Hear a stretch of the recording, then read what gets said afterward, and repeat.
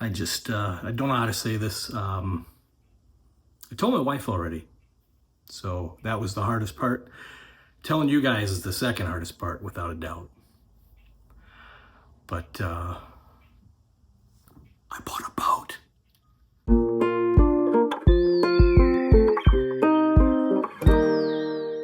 Hey everybody, welcome back to Live to Fish, and that's right, I picked up a boat. Now, I'm sure a lot of you couldn't tell because of some of the content that was coming out, but I'm pretty sure it was obvious. Now, today is going to be all about the break-in period. It's going to be my first solo launch with the boat, and then I'm going to go into deeper detail in the next few videos about my buying experience, which is going to be very important if you're looking at getting a new boat, especially if you're thinking about buying from Bass Pro, or the Tracker Boat Center, as they call it.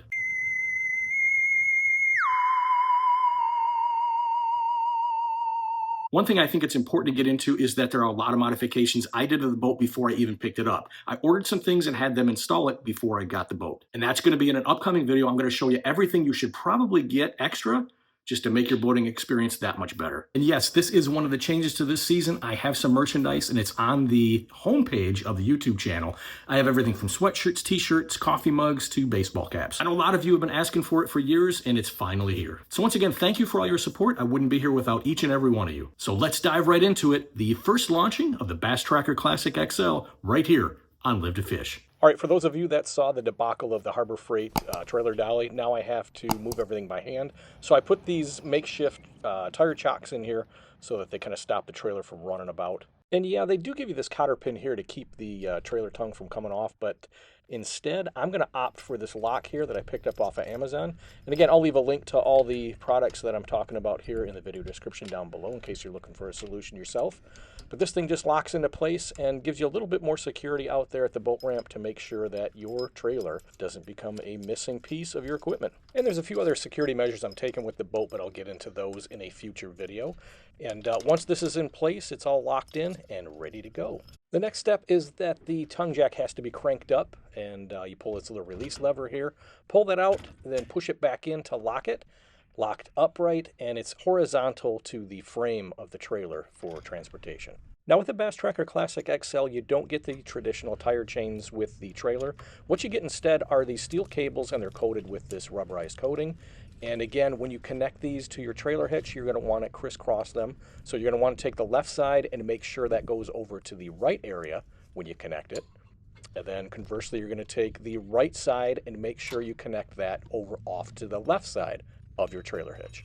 Now these are safety chains, or in this case safety cables, to make sure that if your ball hitch does come disconnected for any reason, you still have some kind of tethering to keep the trailer attached to your vehicle at the trailer hitch. Now when you're connecting your lights up to your hitch, you're going to see there's a little notch here in the connector. You're just going to want to line that up and plug it right in, and you're good to go. Don't forget to test it before you leave though. Best way to do that is to turn your hazards on and make sure all the lights are flashing.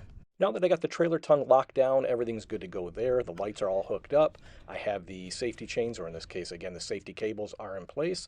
I'm now going to check to make sure that my back straps are all tightened down so that the boat's not going to hop around on me at all. Now you'll see here the drain plug is not in. I'm going to wait till I get to the boat launch to put that in. Because God forbid some freak thing happened and the thing popped out, then you're not going to be launching. The next step to prep for the road trip is to make sure that the motor is trimmed up a little bit, because what we're going to do is we're going to put the transom saver in here. What this is going to do is add in extra support to that motor, so as you're going down the road hitting potholes, as we have here in Michigan, it doesn't jostle the motor around and damage that transom at the back of the boat. So one end of the transom saver is going to connect here to the bottom of the trailer. I'm going to slide this rod in here and again put this wire guide over it, and it locks into place. Now the other half of it is going to be connected to the motor itself, but what you're going to want to do is trim down the motor, but don't trim it down too far. You don't want to put a lot of pressure on that transom saver, because what's going to end up happening is you're going to bend that rod, or you're going to damage the transom saver and or the motor. So you're going to want to just put just enough pressure on it, just apply just enough to hold it and make sure that it doesn't kind of swing around or come loose. Now that you have your motor resting on the transom saver, what you're going to want to do is apply a little bit of counter pressure to make sure that it stays in place and doesn't bounce back, releasing itself from the transom saver. So you're going to want to take this bungee strap and make sure you attach that onto the motor, holding it tight and firmly against the transom saver. Now, it might help you because it definitely helped me. I put together a little checklist to make sure that I go through everything one final time before I take off with the boat. Now I'm going to take a look here, make sure the transom saver is locked in real good. I'm going to make sure I check my toe straps once again to make sure everything's good with that. I also want to take a look at the engine compartment, make sure all my battery terminals are connected, and also take a look at the gas tank and make sure that it's vented properly. And I also made sure that I removed the cover to the depth finder just to make sure it didn't bounce off in transport. And once I got to the boat launch successfully, what I made sure to do is reverse all those procedures, made sure I took my straps off the back of the boat, made sure I had that drain plug in and it was in there securely, made sure the transom saver was off, and again, all the straps at the back, the tie downs, were all removed. And one final check of the battery compartment revealed that, yes, in fact, I did forget to cover up the plug for the battery charger.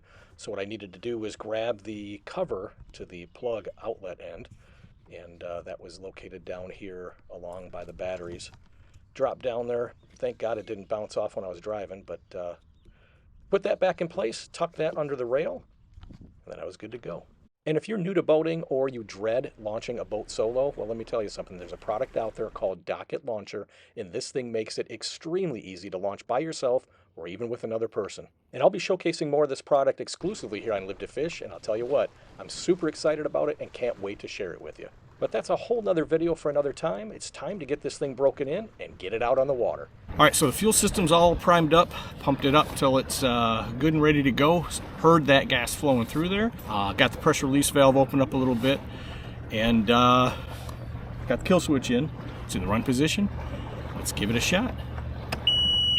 All right, that's a good sign. Wow. Wow. Wow. Yeah, I'm just a little bit excited. Holy smokes. First turn of the key. All right, let's let her warm up a little bit and get her out on the water. First crank fired right up.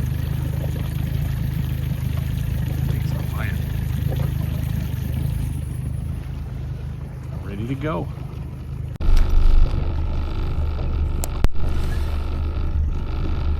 All right. We are officially away from the dock.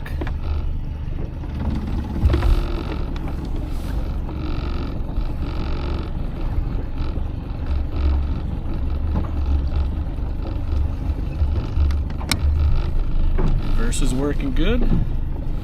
Let's give her some gas and get out of here.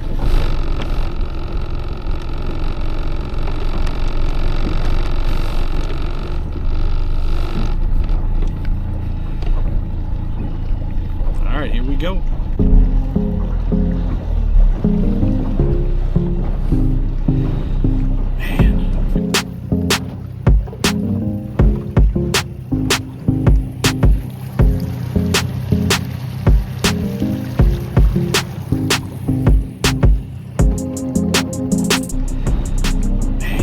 Feels good. Feels real good.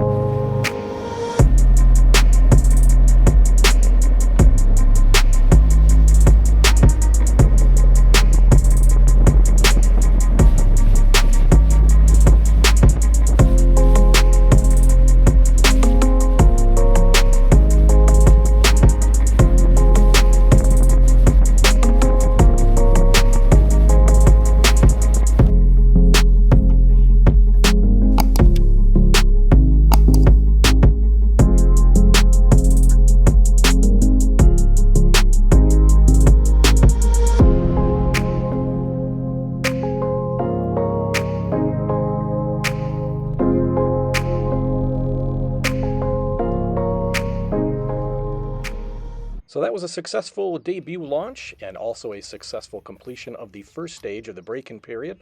Looking forward to where this is going to take us. And again, thank you for stopping by. And until next time, be safe, be well, and as always, live to fish. Take care, everybody.